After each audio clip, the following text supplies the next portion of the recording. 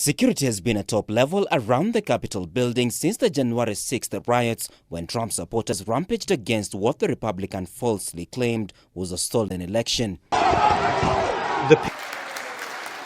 Inside of a House chamber crammed with the usual 1,600 or so politicians and guests, Biden looked out on a select group of around 200 people.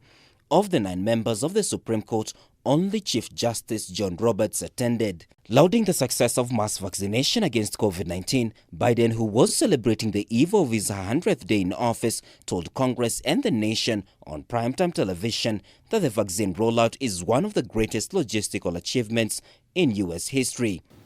The American people, our progress these past 100 days against one of the worst pandemics in history has been one of the greatest logistical achievements this country's ever seen. But Biden was quick to insist that national effort must now focus on rebuilding the economy and fighting inequality with the largest jobs plan since World War II. In a line that could have come from his populist Republican predecessor Donald Trump, Biden said working-class Americans had been ignored while the top 1% got richer, and that his plan would give them a chance. Let's start with what I will not do. I will not impose any tax increase on people making less than $400,000. But it's time for corporate America and the wealthiest 1% of Americans to just begin to pay their fair share. In every aspect of primetime television speech, Biden echoed his mantra that America is back, both in recovering from coronavirus disaster and in putting the turbulence of Trump era behind.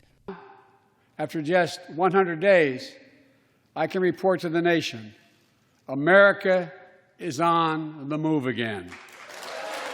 On foreign policy, he underlined Washington's return to international partnerships damaged under Trump. Among his many references to arch-rival China, Biden said that while Beijing is seeking supremacy, their competition was welcomed since America was not looking for conflict. In my discussion with President Xi, I told him, we welcome the competition.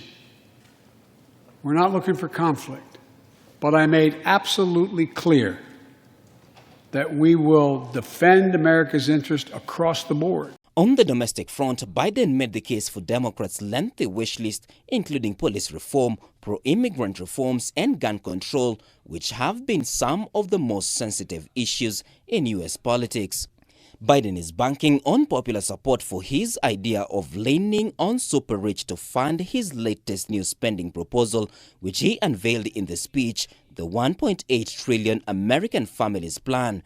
The plan, which will need approval by a deeply divided Congress, would pour money into early education, childcare, and higher education. To fund this, the top income tax rate would increase from 37%, where Trump's plan put it, back to its pre-Trump 39.6%.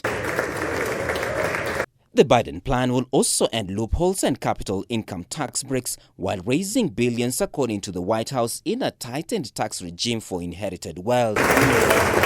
Martin Opiyo, K24 TV.